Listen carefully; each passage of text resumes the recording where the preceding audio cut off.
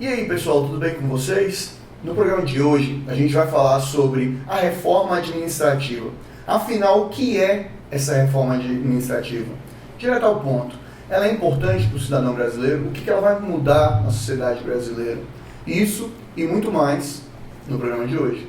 E quero dizer com toda tranquilidade que eu não vim aqui para assistir baixaria, que eu vim aqui para debater ideias. É mentira. Vale, é mentira.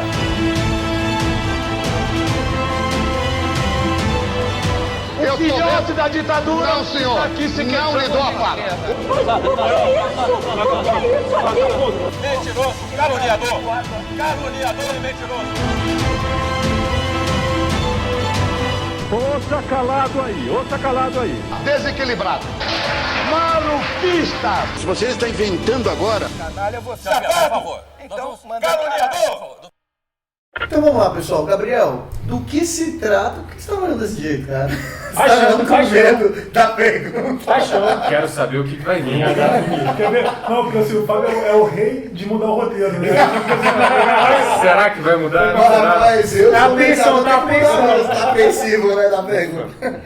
Mas vamos lá, Gabriel, o que se trata especificamente a reforma administrativa? Ufa, excelente pergunta, Fábio. Era que eu esperava mesmo. Exatamente o que eu esperava que viesse. Gente, a reforma administrativa nada mais é do que uma reforma, como o próprio nome diz, na estrutura do funcionalismo público. Ou seja, você olha para o Estado sob a perspectiva da sua gestão. E um dos elementos mais relevantes da sua gestão são as pessoas, são seus funcionários, sejam do quadro, sejam CLTistas, sejam comissionados. E o que se vê no conceito geral de reforma administrativa é você olhar para o Estado numa perspectiva, olhando ou que ele está pagando muito caro para o seu funcionamento ou que ele está sendo muito ineficiente. Então a reforma administrativa visa atacar essas duas vertentes. Dependendo do governo que a vier a propor, vai ter mais ponderação sobre o custo dessa folha ou sobre a eficiência. Esse é basicamente o que a gente pretende discutir e todo governo vem tentando discutir, como melhorar os serviços públicos através da reforma administrativa. Muito obrigado. E é importante, só para as pessoas entenderem, tá? A gente tenta aqui no nosso programa não fazer juízo de valor sobre se é bom ou se não é. A gente tenta enxergar que o que há de melhor numa proposta dessa e o que também há de pior, porque a gente sabe que vai prejudicar alguns setores, alguns servidores, isso vai prejudicar, mas em compensação, em prol da sociedade, em prol do grande público, provavelmente isso vai ajudar em alguns pontos também, tá, pessoal? Então, isso é muito relevante. Porque na realidade ninguém quer perder seu benefício. Claro. Né? Então, assim, o lance da reforma administrativa... E às vezes nem perder o benefício, às vezes não ceder, né? Tipo, o cara cede aqui que impacta naturalmente a vida individual dela, mas às vezes tem um ganho coletivo, né? Sim. Então é notório isso. Então vamos lá, Gabriel. Quais são os grupos de pressão favoráveis e contrários e o porquê deles são? Essa reforma ela pretende atingir todas as esferas, né? Seja ela federal, estadual e municipal. Talvez seja um dos pontos mais importantes dessa reforma. E até uma excelente dúvida, do jurídico, legislativo, do executivo? Todo mundo, excetuando as carreiras de Estado. De Estado. Ah, tá. O que é a carreira de Estado, para ficar bem claro, pessoal? São as carreiras que a gente não tem semelhança dentro da esfera privada, né? Policiais, militares das Forças Armadas, juízes, promotores públicos, esse tipo de... e os parlamentares. São quantas categorias? 16, né? 17. Aí dentro desse escopo aí você tem um monte, né? Muito bom. E essa galera está fora, né? Okay.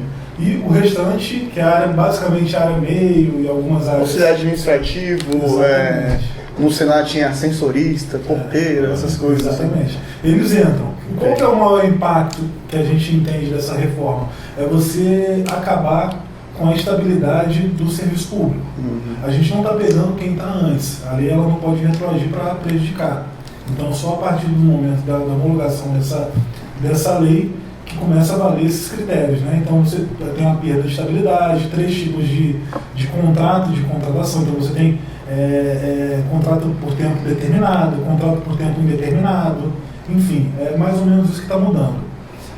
No que tange a sua pergunta, especificamente do roteiro, né, quais são os grupos de influência que são favoráveis e os contrários, né? A gente tem naturalmente, os grupos que são contrários são os grupos que têm articulação dentro do Congresso Nacional. E normalmente esses grupos são grupos de poderes.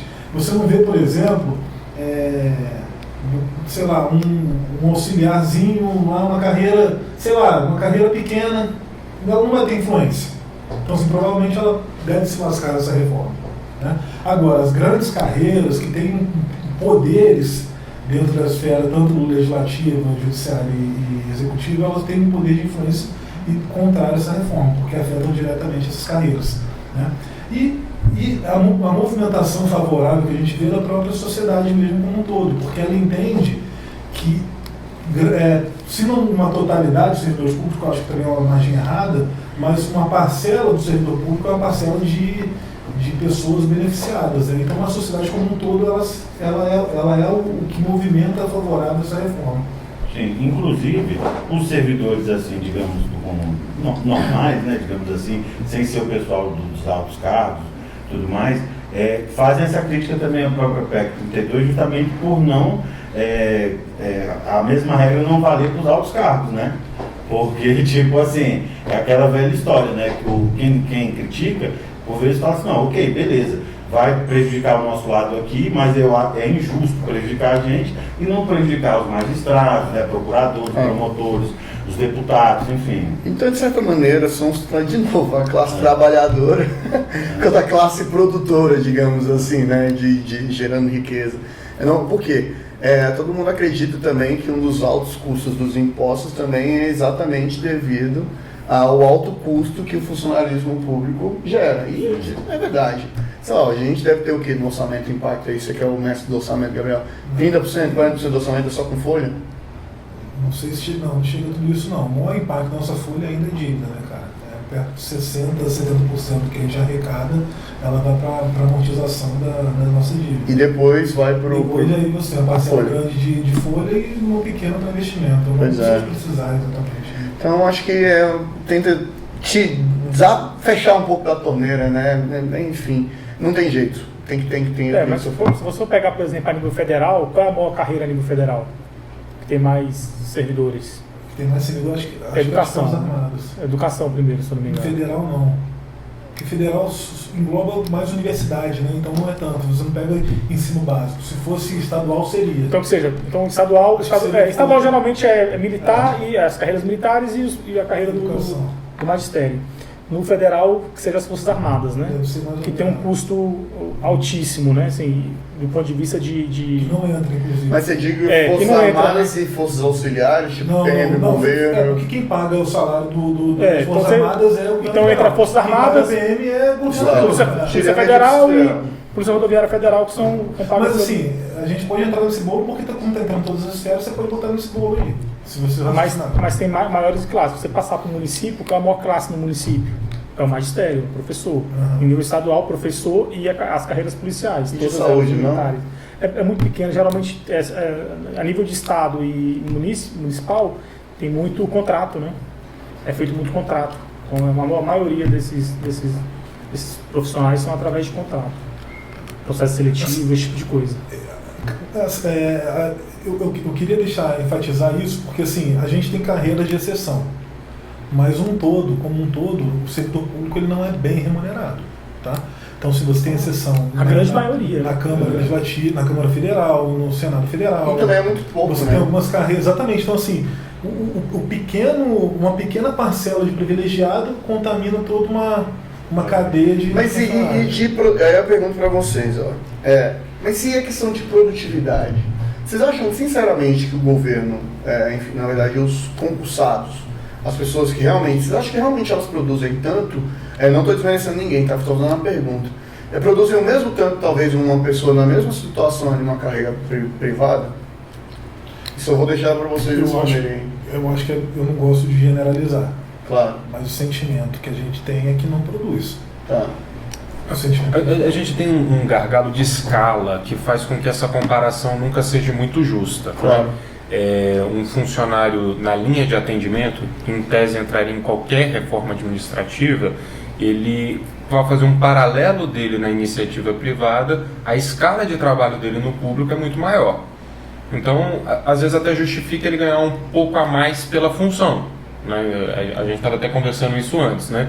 Um funcionário bancário da Caixa Econômica, ele tende, do Banco do Brasil, trabalhar muito mais do que um bancário do Itaú.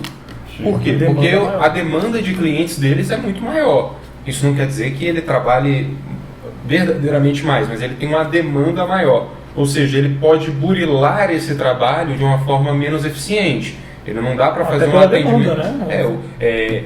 Quando eu gosto muito de fazer essa comparação do bancário, porque assim, na linha de base do atendimento do cliente comum, você não vê muita diferença para o cara que é de um banco privado, até de um banco internacional com um banco público. Claro. Agora, para o cliente private, aí tem um gap, um abismo gigantesco. O cara que tem muito dinheiro mesmo, dificilmente ele vai ter a conta dele na Caixa Econômica. Ou no Banco do Brasil. Ele pode até ter algum dinheiro lá, mas ele vai estar operando com grandes bancos. Por quê? Porque aí sim já faz uma diferença, porque aí tem como burilar mais. Então, no alto desempenho, teoricamente, é mais ou menos isso. Esse é um ponto bem interessante da gente ver, né? A gente já teve alguns governos de Estado, né, que vieram com um conceito chamado choque de gestão para o serviço público, né? Ou seja, ele tentou trazer uma lógica da iniciativa privada para o serviço público, colocando meta, gerando gratificações, bonificações, né? E, em geral, não tivemos grandes resultados, tivemos alguns bons resultados, por exemplo, na época do governo do Aécio Neves, tiveram bons resultados. Aparentemente, o serviço público passou a ser mais bem avaliado pela população durante aquele período. O problema é que as métricas elas não são iguais, porque é fácil para a iniciativa privada pagar um bônus sobre o excedente do lucro projetado. O serviço público não tem como pagar um bônus sobre um excedente de um lucro, porque ele não foi desenhado para dar lucro. A eficiência do serviço público não é economizar, é gastar tudo, gastando bem. Mas, Gabriel, vamos lá. Eu vou fazer a ponta aqui da defesa dos empresários. Na maioria das vezes, um empresário ele pensa nos KPIs lá, enfim, nos indicadores, para poder gerir a qualidade. Porque isso, naturalmente, para você é muito melhor, entendeu? Para qualquer um. Se você vai no banco, vamos usar do Itaú e da Caixa. No Itaú, o que acontece? Chega lá e eles começam a analisar os indicadores. Eu não estou dizendo que a Caixa não tenha, tá, pessoal? A Caixa com certeza tem.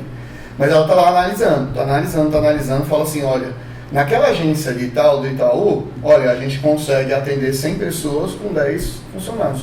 No da Caixa, às vezes pela burocracia, pela morosidade às vezes da contratação, aí acaba que uma pessoa tem que atender 100 pessoas ali naquela questão da agência. Então, diminui a eficiência da movimentação, sabe? Ou seja, a máquina burocrática administrativa de contratação em eficiência, ela é muito grande, ela demora muito a se movimentar. Nos privados, normalmente isso não acontece. Então, se está demorando muito para atender, o que vai acontecer necessariamente? Porque a demanda é menor. Exato, não necessariamente por causa da demanda, é isso que eu estou falando. Vamos supor que fosse a mesma demanda de 100 pessoas, é isso que eu estou falando, independente. A Caixa demoraria mais para se movimentar do que o Itaú, tá? Por quê? Porque se o cara da Caixa, na maioria das vezes, eu estou dando um exemplo específico desse, mas eu posso dar de outros. Mas da Caixa, na maioria das vezes, ele precisa daquele banco, que é o que o Gabriel falava. Dificilmente ele precisa do Itaú. O público é muito diferente. Normalmente do Itaú é porque a empresa dele paga ele pelo Itaú. Mas se ele vai pegar o trabalhador médio e baixo, na maioria das vezes é porque ele tem financiamento na Caixa. A Caixa, para vocês não sabem, é a instituição que tem maior número de CPFs cadastrados no país, ou seja, como clientes, literalmente, ou emprestando dinheiro para ela, ou financiando, enfim. Então, a gente pega nisso, a gente não consegue colocar indicadores de precisão ou de evolução e, inclusive, punir os funcionários a partir disso. Para o projeto de eficiência. Agora, na empresa não, Tiagão, se você tem um comércio, você sabe, você tem 3 funcionários ali, pô, se os 3 fossem concursados, provavelmente você ia ter que criar todo um processo, que aí vocês podem explicar melhor, que é um PAD, é um processo administrativo, uma sindicância, para identificar realmente se a ineficiência dele impacta no resultado da empresa. Sim, mas eu enfim, do público. Agora na privada não. Na privada, meu amigo, se não bateu os resultados, aquelas métricas ali, você manda a pessoa embora. Porque assim, em tese teria que ser assim, porque ela é uma empresa. As pessoas, eles não são regidos pela pela legislação do servidor público. Né? Eles são carreiras elitistas. Então, assim, em tese, poderia. O problema é que você cria uma visão. Criou-se uma visão lá da Caixa, do Banco do Brasil, como outras empresas, de ser um servidor público. Ele não é um servidor público, ele é um funcionário da empresa. Não, mas eu não digo só dos bancos, eu dei um exemplo Não, qualquer. sim, Vou sim. pegar o auxiliar do tribunal tal, se ele analisa tantos processos. Se ele analisar menos que isso, ele talvez estaria passivo de ser demitido, que não acontece. Da Previdência é a mesma coisa. Mas o grande problema mesmo é a situação toda da reforma da Previdência, é você criar castas, né? O Brasil tem isso, pô. O Brasil tem parlamentares que usam um determinado elevador, um juiz determinado elevador. Sim. Sim, o Brasil é um sistema de castas. A Índia lá na Índia existe assim. Aqui no Brasil não. Aqui no Brasil ele existe, mas ninguém não pode falar que ele existe. Por exemplo, cada deputado tem quantos assessores? 25. Ele precisa de 25 assessores? Não. Já tem um monte de concursado lá na Câmara que pode. Ele pode ter, mas se você pesquisar, todos têm. Alguns têm até mais. Ele precisa de 25 assessores? Não, se tivesse 10, quanto que seria a economia? E vamos entrar na questão do Reguf, né? O Reguf só tem 8 assessores. Tem senador que tem 35. É que é mais Ou barato. seja, olha a economia. Você ter assessor do que você contratar efetivo. Não, de jeito nenhum, mas se você pensar o seguinte, que seja, mas vamos pensar o seguinte, você tem direito a 25, se você cortar 15, tem 10. 10 não consegue tocar um gabinete? Eu acho. Não porque tem que, lógico, que tem a política e tudo mais. Esse pessoal que vai entrar na reforma... Exatamente, esse é o gargalo. Tá, a gente sempre tem os problema. dois pontos, né? A gente tem a questão do custo e da eficiência, né? É sempre as duas coisas. Inquestionavelmente, o custo servidor público, concursado, com estabilidade, etc. e tal, sempre vai ser o mais alto. Sempre. Porque eu posso trocar os 25, provavelmente eles vão custar menos do que 2 estatutários. De ponto de vista. Financeiro. Quanto que pode gastar em... Porque esses caras eu não assumo a previdência deles. Exato. O estatutário assumo a previdência deles. Eu tenho essa contribuição que vai para... Eu tenho 107 mil, vamos supor, o deputado tem 107 mil para gastar contratando um funcionário. Tá? Você pega 3 servidores efetivos da Câmara, dá isso. Dá isso, sem contar a questão da previdência. Estou falando em salário... Já dá 3 por 25. Uma coisa que eu acho, essa é a questão da eficiência.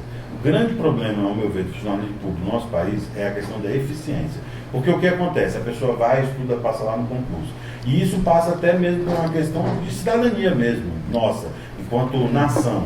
A pessoa, a partir do momento que passa, ela tem que entender o seguinte, que ela passou ali, que a prova do concurso, ela é difícil justamente para selecionar os melhores, e ali ela tem que desempenhar a função com toda a garra possível. Mas o que a gente vê? Não, lógico, todos os casos, né? Mas muito, acontece sempre, muito, né? Quando assumem ali, aí a partir dali começa a fazer corpo mole, ou então a própria estrutura... O mais comum. Chega lá, assumiu, começa a fazer corpo mole e tal, como se o trabalho da vida dela já tivesse sido feito, que é passar no concurso. Né? Mas não, ali é o começo da vida profissional dela. E outra situação que acontece é pessoas dedicadas também, que querem contribuir, mas em locais onde a contribuição dela não tem relevância. Um exemplo que a gente estava falando agora há pouco do Itamaraty, né? Poxa, a pessoa vai, estuda para o concurso Itamaraty, um concurso difícil, passa, fica 2 anos no Instituto Rio Branco, aprende ali línguas, diversas coisas e tal. Quando é movido às vezes para um país, o terceiro secretário vai ser motorista, pô. Lá na Tanzânia. Entendeu? Pô, isso é um desperdício de dinheiro do Estado brasileiro, cara. Né? E não desmerecendo a profissão de motorista, tá? Não, é só sim. pelo custo que foi. O cara sai do Itamaraty. Claro. Sai do instituto preparado para poder ter relações diplomáticas. Exatamente. E para poder ser migrado, para poder ser uma espécie de... Eu acho o seguinte, essa reforma tem algumas coisas boas, mas tem coisas ruins. Quando você exclui algumas carreiras, por exemplo, se não me engano, é uma emenda do deputado Kim Kataguiri, que inclui todas as carreiras no rol para ter apenas uma férias de 30 dias por ano. Uhum. Assim, cara, é um negócio normal, né? A gente tem que estar botando em lei, né? Porque assim, você tem um próprio judiciário que tem 60 dias por ano. Tipo assim, aí beleza. Mas vamos lá. Aí você tem os parlamentares que tem um recesso de 15 no meio do ano, mais 30 dias no final do ano, tem 45 dias. Então, assim, não estou falando, não quero nem entrar nesse mérito, mas assim, se for para ser, tem que ser para todo mundo. Sim. E aí a estabilidade, por exemplo, a estabilidade. Porra, tem algumas carreiras que não tem, no meu ponto de vista, não sei do ponto de vista de vocês, tem necessidade, no meu ponto de vista, tem que ter necessidade de ter estabilidade. Mas outras carreiras, meus amigos, porra, Mas o que diferencia essa carreira de ter estabilidade do servidor fazer corpo mole do mesmo jeito? Qual a diferença? Ele pode fazer corpo mole do mesmo jeito, depois que passar a estabilidade dele. Não muda, pô. Não, tô falando assim, com a reforma você acaba com a estabilidade. Vamos lá. Militar, tem que ter estabilidade? Essa é a boa dúvida. Um das Forças Armadas Tem que ter estabilidade? tem que ter estabilidade. E se ele fizer corpo mole do mesmo jeito? Eu já trabalhei no ministério que eu já vi. Aí você não para de... O caso das Então, Forças mas é um Armadas processo que já existe, pô. é um pouco assim, exceção, porque as Forças Armadas, para dar progressão na carreira dele, existe uma meritocracia. Então, se o cara não fizer corpo mole, com certeza ele não é mandado embora. Mas ele não Tem serviço, né, gente? Pelo amor de Deus. Os armados têm serviço. Não. Tem serviço. Não, mas todos dois, gente. Tem Mas todos dois. serviço. Tanto na época da academia, enfim, na escola, que ele teve nota boa. E ele entra nessa fila ali de promoção, no tempo de serviço. Só que tem outras pessoas que conseguem entrar, às vezes, pelo mérito. Podemos até antecipar a próxima pergunta, né? São classistas ou não? Quantos militares você conhece que recebeu lá nota baixa para não ser... assim, cara... Acho que o militar ele não sofre promoção se ele tiver assim, algum processo interno dele lá. Mesmo assim, é uma carreira que, independente disso, de fazer corpo mole ou não é geral. Acredito que não seja geral. Você tem, em sua maioria, são profissionais que trabalham bem. Mas todas as categorias. Todas as categorias têm essas peças, cara. Eu acho que a gente tem que fazer uma ressalva que é bem importante. Para que serve a estabilidade? Talvez a gente não esteja falando, porque a gente às vezes encara só como um benefício. Não é um benefício. A estabilidade é um salvaguardo da sociedade. Sim. Então você fez um processo de seleção para alguns cargos, e nisso eu acho que a reforma é muito feliz, que são as carreiras de Estado, que o cara tem condição de dizer não para o chefe dele, que é agente político. Sim. As outras carreiras que o cara não tem por que dizer não para o chefe, não tem decisões políticas, não tem decisão para ser tomada, esse cara não precisa ter estabilidade. Aí sim virou estritamente um benefício. Nesse caso aí eu concordo plenamente com a reforma. Nessas carreiras não tem por que dar estabilidade para o cara. Pois é, imagina, eu vou dar um exemplo, bem claro disso. Às vezes o cara é um técnico lá do Ministério da Infraestrutura. Aí, normalmente, os secretários, os ministros e tal, todo mundo normalmente é cargo político. Aí o técnico vai e fala pro ministro, e fala, olha, a gente tem que fazer essa obra aqui de contenção da barreira, etc, enfim, excelência da infraestrutura, antes era das cidades, mas enfim. Tem que fazer a contenção dessa barreira, senão vai morrer não sei quantas pessoas, que foi o caso de Mariano e tal, não sei o que lá.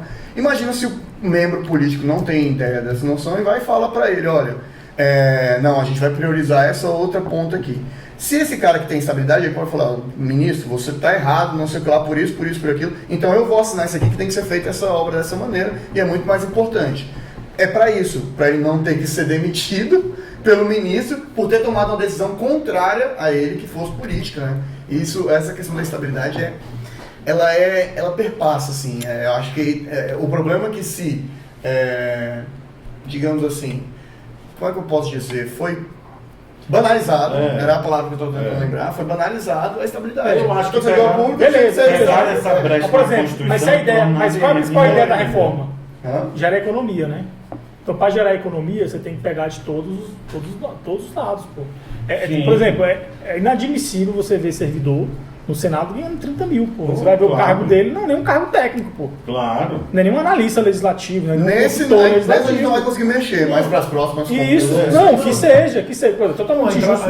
Você vê pessoas que são auxiliares de, sei lá, de um juiz, trabalham no tribunal, o cara ganha 15 pau por mês, 16 pau por mês. Uma coisa muito errada nessas carreiras é que o cara já entra ganhando praticamente o teto. Pois é, e para onde ele quer ser? Porque não é carreira mais.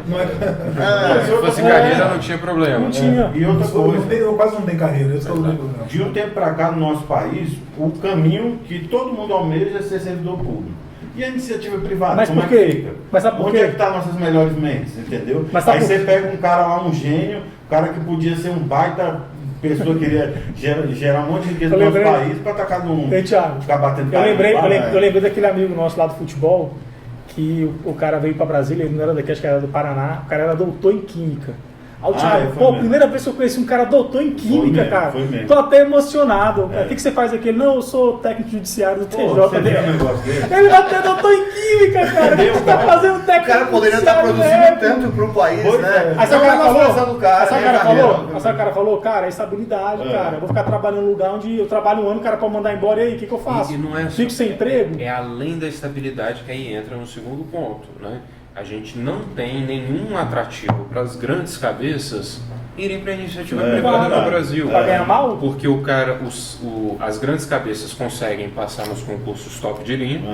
Eles vão ter um salário muito acima da média do brasileiro. Da média das empresas, até que algumas empresas. Poderia ser até menos do que ele ganharia na iniciativa privada, mas ele ganha isso, ganha de forma estável e com um plano de previdência melhor do que o plano de previdência geral.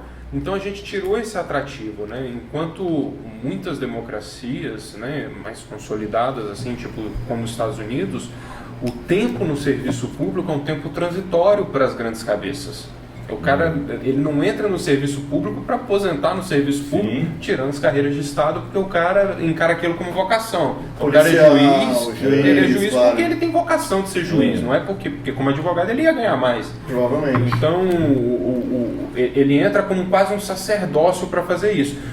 Ou, que é o caminho normal, o cara entra para essas carreiras para fazer um ciclo de 10 anos, 15 anos, sai para ir para iniciativa privada com nome mais conhecido, com mais know-how, para poder ganhar dinheiro. Você falou isso aí, a Força Aérea estava com um problema seríssimo, né?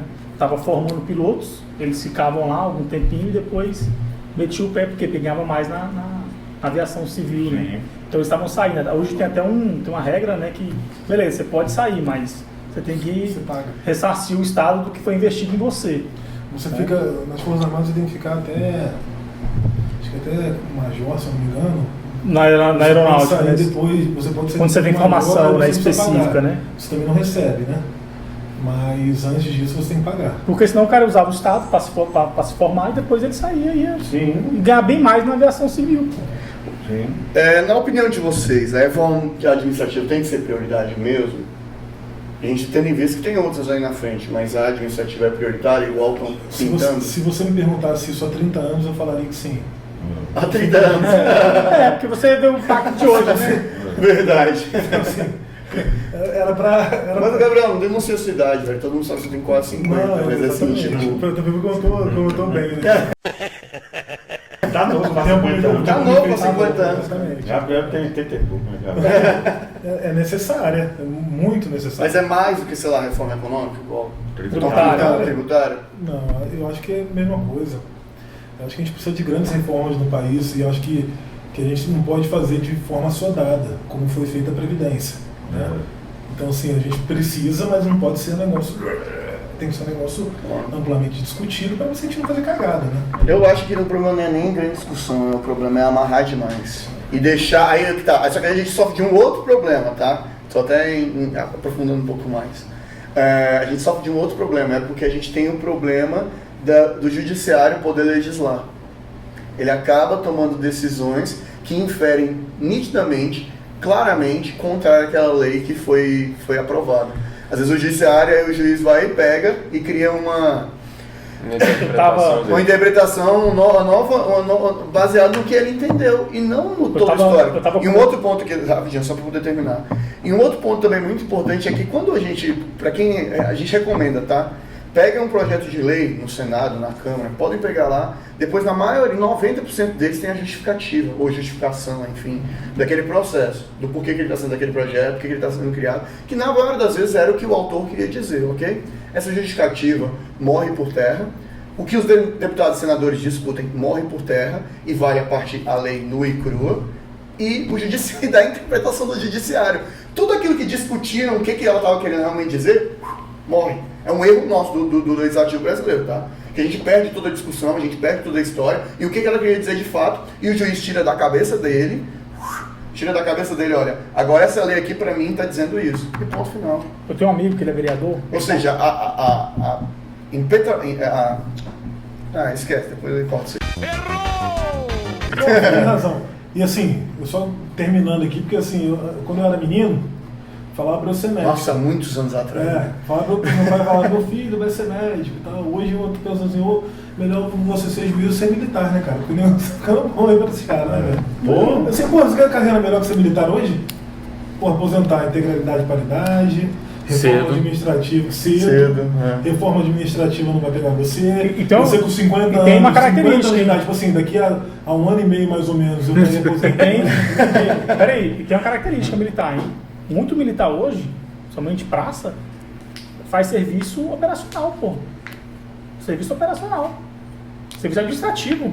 Eu estava conversando com ele era tenente. Aí eu falei assim, qual é a sua função lá? Ele falou, não, hoje eu emito diária pro meu setor.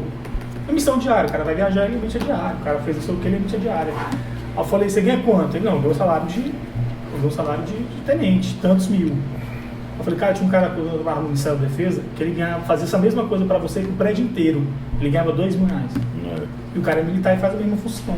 Então as Forças Armadas também precisam ter uma reforma, porque tem muito militar que está ocioso, vamos dizer assim, ocioso. Mas voltando à questão lá que você falou do judiciário, eu tenho um amigo vereador, ele conversando comigo esse dia, ele falou assim, cara, aconteceu uma coisa absurda, né, porque eu era vereador, chegou para mim um projeto de lei, e eu fui analisar a lei, né, o presidente colocar em votação. Logo após chegou uma recomendação do Ministério Público indicando, ó, se você votar a favor desse projeto, eu vou entrar com processo contra você. Ou seja, o vereador ele pode votar o que ele quiser, falar o que ele quiser, mas o Ministério Público mandou para ele recomendação falando, se você votar a favor desse projeto, eu vou entrar uma ação contra você. Você vai responder pelo voto dele, que ele é legislador, pô, ele está lá para legislar. Ele está lá para discutir, né? Ele está lá para discutir isso, mas já vem de cima para baixo, top-down, falando, você tem que votar assim, porque o judiciário vê dessa maneira. Então, a reforma administrativa, para a gente encerrar, o que você acha? Acha que é prioridade? É prioridade, sim. Eu acredito que, por exemplo, a tributária também é muito importante, né? Porque... Entre uma e outra, vamos colocar aí, que é mais fácil. Qual é a primeira? Rapaz, eu acho que é a tributária, na minha opinião. Mas assim, a administrativa é muito importante. Eu só queria fazer uma correção, não é nem uma correção, falar com os servidores o seguinte, o que eu vou falar agora. O que eu vou falar agora. Mas assim, a balança, nesse momento, está pendendo muito para o lado do servidor. Entendeu? Essa é a minha observação. A gente precisa equilibrar ela um pouco, sabe? Entre a iniciativa privada e a coisa pública, né? Gestão pública. A máquina pública. Porque, se você observar, tanto do ponto de vista de salário, também de carreira, pô, não tem cabimento, cara. Você pegar, meio que se tornar o caminho de uma nação todinha se tornar servidor, sabe como é que é? Mas é pouco, pô. A proporcionalidade de servidor público no Brasil é menor que vários países no mundo. Mas... É porque o que acontece hoje, eu vou daqui para poder tentar explicar, mas é o que acontece na maioria das vezes, uma pessoa abre mão 1 ano, 2 anos para poder estudar, ou seja, ela fica fora do mercado 2 anos. Sim. Imagina o tanto que ela poderia estar produzindo. Por quê? Porque os concursos estão cada vez mais difíceis, as carreiras estão teoricamente cada vez melhores, e você tira uma pessoa de estar produzindo algo para a sociedade, de certa maneira, por pelo menos 1 ano, 2 anos. Isso é um ponto muito relevante, assim, sabe? E outra, se o cara não consegue ainda aquela vaga pública, ele entra 2 anos, 3 anos atrasados no mercado de trabalho. Isso é ruim para ele tá correndo esse risco? Óbvio que tá. Mas você começa a gerar uma série de outros subtrabalhos, dependendo da máquina das empresas privadas, que não vão alimentar. Então, é isso. Eu acho um ponto bem relevante quando fala assim da importância de mensurar o impacto, né, do que seria uma reforma administrativa, né? E eu gosto de usar uma frase do Ciro Gomes. Ele usou num debate que ele disse que isso é uma besteira sem tamanho, porque a melhor reforma administrativa não consegue economizar nem R$1 bilhão. Se não consegue economizar R$1 bilhão, não faz cócega no orçamento. Então, mas a longo prazo ele economiza. O ponto todo não é exatamente, não é recurso, é uma questão de princípio. É o princípio de que a gente está retendo grande capital intelectual dentro do Estado e de forma mal distribuída, ao invés de estar na iniciativa privada. Um exemplo que eu gosto sempre de falar é, por exemplo, um consultor de telecomunicações da Câmara dos Deputados. É um cara que tem um cargo muito importante. Mas se ele tivesse na Agência Nacional de Telecomunicações, ele estaria regulando o mercado. O cargo dele era mais importante para o país, mas ele vai ganhar menos. Então você vai estar pegando o melhor cara, provavelmente que vai estar nesse meio disputando da Agência Nacional de Telecomunicações, e esse vai ser um consultor da Câmara ou um consultor do Senado. Então até para a área de fiscalização do Estado a gente está perdendo. E para iniciativa privada nem se fala. Aí hoje ganha um teto no Senado, para ir para a Agência Nacional de Telecomunicações ganhar 16 mil. Ele não vai de jeito nenhum. E assim, só essa reforma, a gente se sair do papel, a gente só vai ver daqui um bom tempo. A gente vai Então ver. assim, por isso que talvez assim, o pessoal vá empurrando com a barriga. E um aspecto principiológico muito rico que talvez a reforma traga para a gente é a ideia de teto de remuneração do serviço público. Porque a ideia de teto ela tinha que ser quase uma abstração, assim, é aquele funcionário muito longevo na carreira dele com função que ia chegar no teto. E tem muitas carreiras que a gente vê hoje que é quase dado que ele vai chegar no teto, independente de métricas de qualidade, de desempenho, né? Ele, dado o concurso que for, ele tem condições de chegar lá no teto, independente disso. E a reforma vai trazer essa reflexão. Talvez o teto para algumas funções a gente possa dizer que é um teto baixo, mas para outras funções é um salário exacerbado. Então é preciso fazer essa reflexão tem que ter uma equação, também. tem que equacionar isso aí, bonitinho. Bom, pessoal, esse foi o nosso episódio de hoje. Gostaria de convidar você que até agora não discutiu nada sobre política, curta esse nosso vídeo, nos siga caso você não esteja seguindo, compartilhe com seus amigos. Então, um beijo e até mais!